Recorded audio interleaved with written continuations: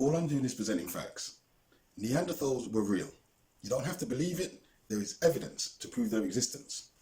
Neanderthal are a species of hominids, those who walk on two legs. And they are named after the discovery of that kind of man in Germany in 1856. This kind of man was actually discovered in a region called Neanderthal in Germany. And this is where this kind of man got its name from. Okay, so it was called Homo neanderthalis, and it was the second subspecies of man that was identified, okay, after Homo sapiens, yeah? There have been later discoveries of kinds of men, like Homo erectus and Homo habilis. Again, you don't have to believe it. There is real evidence to substantiate the point. German scientists have analyzed and sequenced the Neanderthal DNA, of which at least 20% of the genomes is present in modern Europeans. But no one person has all 20%. The DNA is spread across populations, but individual carriers have between 2 and 5%. Okay? The discovery of the Neanderthal DNA overturned earlier theories that the two species of man and Neanderthal did not interbreed. Okay, and 80% of Europeans have Neanderthal versions of Neanderthal genes that create keratin filaments. And keratin is a protein used to strengthen the skin, the hair, and the nails. Okay, so these German scientists identified gene variants which predispose Europeans to a collection of and harboring of diseases. Okay, one genetic mutation is linked to the increased risk of diabetes. Other traits are lighter skin or white skin, which is beneficial to absorb sunlight in northern latitudes with weak sunlight. Other genetic markers of Neanderthal DNA have distinct traits, okay? And some of these genetic markers are lighter skin, okay? So white skin, yeah? So that they can absorb the sunlight, yeah? Because there's not much sunlight in the northern latitudes, you know, especially in winter, where they get maybe, in some places there's no sunlight at all. In other places, maybe 6 hours of sunlight in the day. Okay, thicker skin. This enabled them to withstand the cold. It's colder climates. So they had thicker skin. They had straight hair. They had more body hair. Okay, their hair color tended to be in the auburn, ginger, blonde spectrum. Okay, so that was their hair color. They had excessive body hair in order to keep them warm. The Neanderthals also had elongated skulls. They had a massive brow ridge, okay, just above the eyebrows, yeah? Large eyes because they had bigger heads, okay? So because their skulls were bigger, the eye sockets were bigger. And the reason the eye sockets were bigger was so that they could see better, you know, like an owl, yeah? If you don't have much sunlight, then, or you don't have much daylight, then you need bigger eyes in order to see better, okay? And the Neanderthals also had a propensity to harbor infectious diseases in their body. Okay, so the scientists examined the bones and later the DNA of the Neanderthal that they found in Germany. Okay, and they determined that the Neanderthals were not shorter than the Europeans, and they weren't more or less hairy.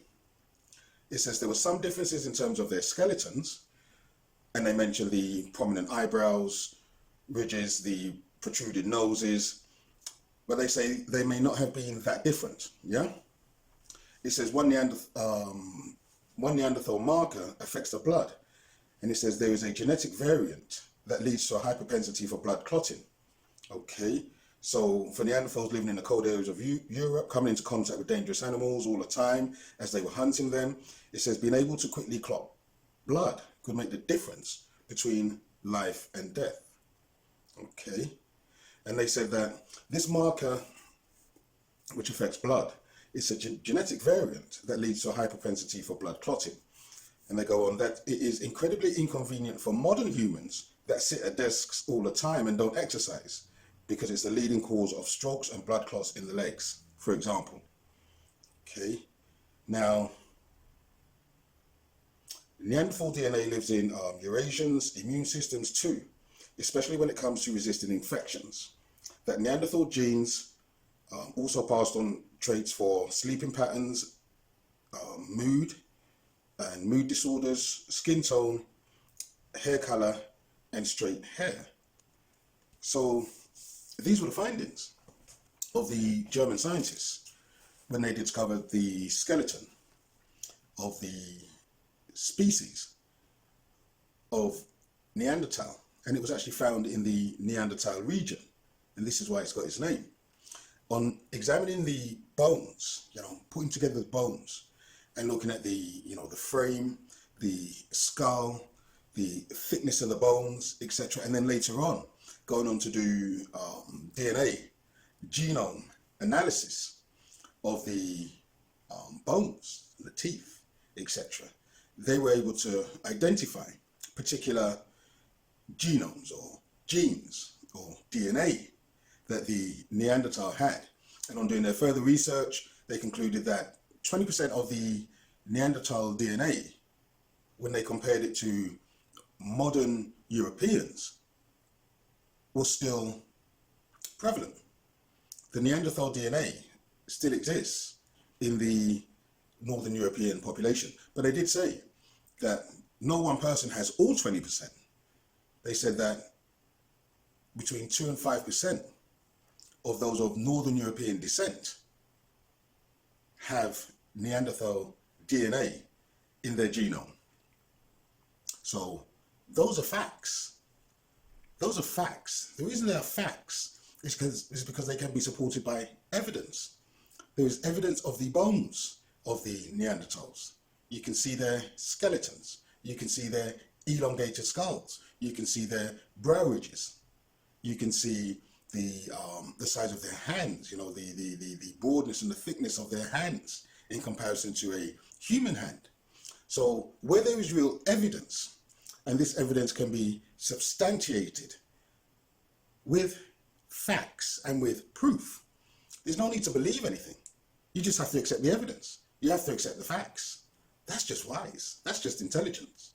So I'm just presenting you with the information that the Neanderthal genes still exist, and they exist within the Northern European population.